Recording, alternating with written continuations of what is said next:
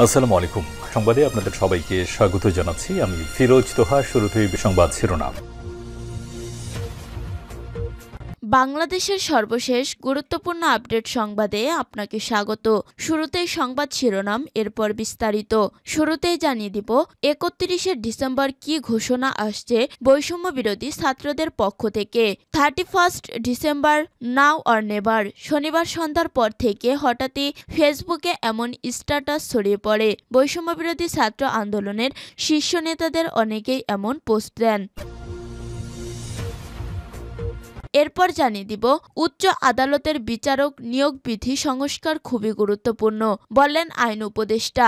অন্তর্বর্তী সরকারের আইন বিচারক ও সংসদ বিষয়ক উপদেষ্টা ডক্টর আসিফ নজরুল বলেছেন, উচ্চ আদালতে ভালো বিচারক নিয়োগ দিতে হবে এবং এটি খুবই গুরুত্বপূর্ণ ব্যাপার বিধায় অবিলম্বে নিয়োগ বিধি সংস্কার করা প্রয়োজন। তিনি বলেন, বর্তমান নিয়োগ বিধি পদ্ধতি যথাযথভাবে কাজ করছে না।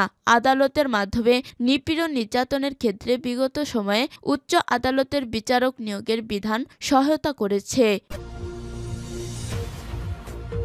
এদিকে দুবাইতে আরও ৮৫০ বাংলাদেশির সম্পদের সন্ধান। আওয়ামী লীগ ঘনিষ্ঠ ব্যবসায়ী ও রাজনৈতিক নেতাদের নামে বেনামে অর্থ পাচারের ফিরিস্তি রূপকথার গল্পকে হার মানায়। পাচারকৃত অর্থ ফেরাতে অন্তর্বর্তী সরকার আন্তর্জাতিক সংস্থাগুলোর দ্বারস্থ হয়ে চলছে অভ্যন্তরীণ তদন্ত।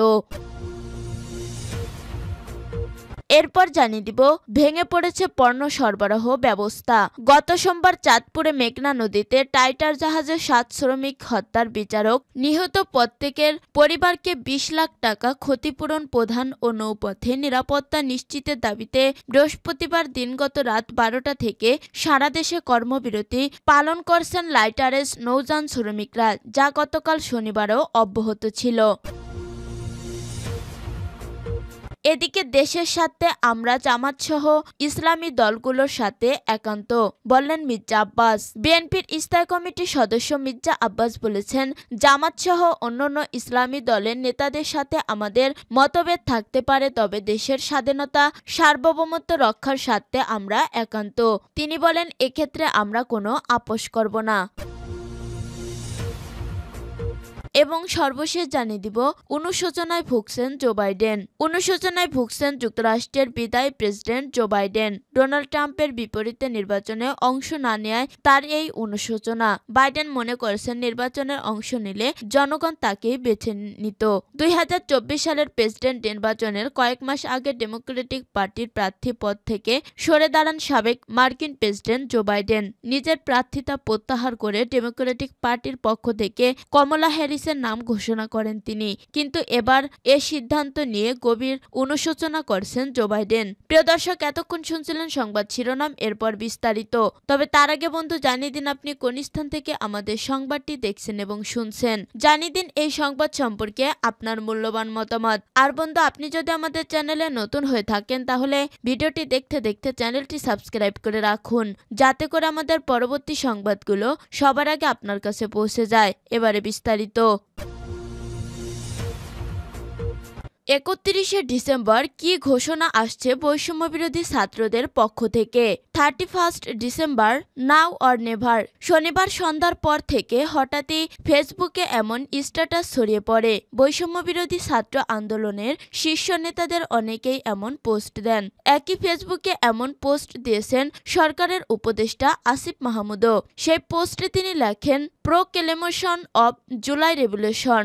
এর ঠিক কিছু আগেই আরেক পোস্টে তিনি লেখেন, কমরেডস নাও অর নেভার, অর্থাৎ এখন না হলে কখনোই না। এরপরই সবার মাঝে প্রশ্ন উঠেছে, ৩১শে ডিসেম্বর আসলে কি হচ্ছে? এই প্রশ্নে অন্তর্বর্তীকালীন সরকারের উপদেষ্টা ও বৈষম্য বিরোধী ছাত্র আন্দোলনের সাবেক সমন্বয়ক আসিফ মাহমুদ বলেন, জুলাই অভ্যুত্থানের অনেক গুরুত্বপূর্ণ একটা কাজ বাকি ছিল, যেটা ২০২৪ এর মধ্যে পূর্ণাঙ্গ করা হবে। আনুষ্ঠানিকভাবে সেই ঘোষণা দিবে বৈষম্য বিরোধী ছাত্র ছাত্র আন্দোলন। বৈষম্যবিরোধী ছাত্র আন্দোলনের পক্ষ থেকে বলা হচ্ছে, এমন একটি ঘোষণাপত্র তৈরি করা হচ্ছে যার মাধ্যমে একটি বৈষম্যহীন সমাজ গঠনের যে চেতনা সেটিকে বাস্তবায়ন করার কথাই ভাবা হচ্ছে। বৈষম্যবিরোধী ছাত্র আন্দোলনের সদস্য সচিব আরিফ সোহেল বলেন, জুলাইয়ের অভ্যুত্থান একটা ব্যতিক্রম ও ঐতিহাসিক ঘোষণা। আমাদের এই ঘোষণাপত্রে ব্যতিক্রম বেশ কিছু বিষয় থাকবে। এরই মধ্যে এই ঘোষণাপত্র প্রস্তুতের কাজ করছে বৈষম্যবিরোধী ছাত্র আন্দোলন। সেখানে বিভিন্ন রাজনৈতিক দল সহ গণ অভ্যুত্থানে অংশগ্রহণকারী সব পক্ষের সাথে আলোচনা করছে বৈষম্যবিরোধী ছাত্র আন্দোলন। কেন হঠাৎই তড়িঘড়ি করে এই ঘোষণাপত্রের প্রয়োজন পড়ল সেটি নিয়ে কথা হয় জুলাই আন্দোলনের নেতাদের সাথে। তারা জানাচ্ছে, গত 5 আগস্টের পর হঠাৎই একটা সরকার গঠন হয়। তখন যদি সরকার গঠন করা হতো তাহলে সরকার প্রশাসন সহ রাষ্ট্রের বিভিন্ন জায়গায় নানা সংকট তৈরি হতো না। যে কারণে এই জুলাই বিপ্লবের ঘোষণাপত্র বছরের শেষ দিন করা হলেও তা কার্যকর করা হবে গত 5 আগস্ট থেকে। উচ্চ আদালতের বিচারক নিয়োগবিধি সংস্কার খুবই গুরুত্বপূর্ণ বললেন আইন উপদেষ্টা। অন্তর্বর্তী সরকারের আইন, বিচার ও সংসদ বিষয়ক উপদেষ্টা ডক্টর আসিফ নজরুল বলেছেন, উচ্চ আদালতে ভালো বিচারক নিয়োগ দিতে হবে এবং এটি খুবই গুরুত্বপূর্ণ ব্যাপার বিধায় অবিলম্বে নিয়োগবিধি সংস্কার করা প্রয়োজন। তিনি বলেন, বর্তমান নিয়োগবিধি পদ্ধতি যথাযথভাবে কাজ করছে না। আদালতের মাধ্যমে নিপীড়ন নির্যাতনের ক্ষেত্রে বিগত সময়ে উচ্চ আদালতের বিচারক নিয়োগের বিধান সহায়তা করেছে। শনিবার 28 ডিসেম্বর রাজধানীর কলেজ রোডের বিচার প্রশিক্ষণ ইনস্টিটিউশনের মিলনায়তনে উচ্চ আদালতে বিচারক নিয়োগ পদ্ধতি সংস্কার নিয়ে এ আলোচনা সভায় প্রধান অতিথির বক্তব্যে তিনি এসব কথা বলেন। আসিফ নজরুল বলেন, দেশের সকল নাগরিকদের মৌলিক অধিকার সংক্রান্ত মামলায় উচ্চ আদালতের বিচারকরা শোনেন। অধিকাংশ ক্ষেত্রে তারা ফাইনাল অ্যাপিলেট কোর্ট হিসেবে কাজ করেন। নন ফান্ডামেন্টাল বিষয়ে জানতে চাইলে তারা ব্যাখ্যা দিতে পারেন। এমনকি নিম্ন আদালতের তদারকি ক্ষমতা তাদের। এই প্রতিষ্ঠানটা যদি নষ্ট করা হয় তাহলে বাংলাদেশে যে কোনো দমনাত্মক সরকার এসে সকল ধরনের মানবাধিকার দমন করার একটা অবাধ সুবিধা পেয়ে যাবে এবং ঠিক এই কাজটাই গত 15 বছরে করা হয়েছে। উচ্চ আদালত মানবাধিকার হরণ করা এবং মানুষকে নির্যাতন করার একটি হাতিয়ারের পরিণতি হয়েছিল। দিনের পর দিন বিচার ছাড়াই জেলে আটকে রাখতে আপিল বিভাগ জামিনের শুনানি পিছিয়েছে। তিনি বলেন, শুধুমাত্র উচ্চ আদালতে বিচারক নিয়োগের ক্ষেত্রে অনাচার হয় না, আপিল বিভাগে নিয়োগের ক্ষেত্রে অথবা প্রধান বিচারপতি নিয়োগের ক্ষেত্রে কিংবা বেঞ্চ গঠনের ক্ষেত্রে অনাচার হয়। এটা আমরা আগে থেকেই দেখছি। প্রত্যেকটা বিষয়কে আমরা নিয়ে আসতে চেষ্টা করব। দুবাইয়ে আরও 850 বাংলাদেশি সম্পদের সন্ধান। আওয়ামী লীগের ঘনিষ্ঠ ব্যবসায়ী ও রাজনৈতিক নেতাদের নামে বেনামে অর্থ পাচারের ফিরিস্তি রূপকথার গল্পকেও হার মানিয়েছে। পাচারকৃত অর্থ ফেরাতে অন্তর্বর্তী সরকার আন্তর্জাতিক সংস্থাগুলোর দ্বারস্থ হয়েছে। চলছে অভ্যন্তরীণ তদন্ত। দুবাইয়ে আরও 850 বাংলাদেশি তথ্য পাওয়া গেছে। টাস্কফোর্সের এক সদস্য নাম প্রকাশ না করার সত্ত্বে যুগান্তরকে বলেন, সাব রেজিস্ট্রি অফিসগুলোর সীমাবদ্ধতার কারণে অর্থ পাচারকারীদের সম্পত্তির তথ্য সংগ্রহ চ্যালেঞ্জিং হয়ে পড়েছে। দেশের বিভিন্ন স্থানে নামে বেনামে এরা সম্পদ গড়েছে। এদের সম্পদের তথ্য জানাতে নিবন্ধন অধিদপ্তরে চিঠি দিয়েও কাঙ্ক্ষিত সাড়া পাওয়া যাচ্ছে না। এমন অবস্থায় বেগতিক যে গাজীপুরে এক সন্দেহভাজনের সম্পত্তি থাকার সুনির্দিষ্ট তথ্য প্রমাণ পাওয়ার প্রেক্ষিতে পুলিশের অপরাধ তদন্ত বিভাগ সিআইডি থেকে সাব রেজিস্ট্রি অফিসে চিঠি পাঠানো হয়। সাব রেজিস্ট্রার অফিস থেকে শূন্য প্রতিবেদন পাঠানো হয়, অর্থাৎ গাজীপুরে ওই ব্যক্তি নামে কোনো সম্পত্তির তালিকা সাব রেজিস্ট্রার অফিসে নেই। পরবর্তী পুলিশ নিজস্ব লোকবল পাঠিয়ে বালামবই তল্লাশির মাধ্যমে ওই ব্যক্তির নামে থাকা 70টি সম্পত্তির সন্ধান পেয়েছে। তিনি আরো বলেন, সম্পদ পুনরুদ্ধারের আরেকটি জটিলতা হচ্ছে অর্থ পাচারকারীরা বেশিরভাগ সম্পদ বেনামে গড়েছেন। পর্যাপ্ত তথ্য থাকার পরও শুধু আইনি জটিলতার কারণে সেই সব সম্পদ জব্দ করা যাচ্ছে না। সম্প্রতি প্রকাশিত অর্থনৈতিক শ্বেতপত্রে উঠে এসেছে আওয়ামী লীগের শাসনামলে ২০০৯ সাল থেকে ২০২৩ সাল পর্যন্ত ১৫ বছরে দেশ থেকে $২৩৪ বিলিয়ন পাচার হয়েছে, স্থানীয় মুদ্রায় যা ২৮ লাখ কোটি টাকা।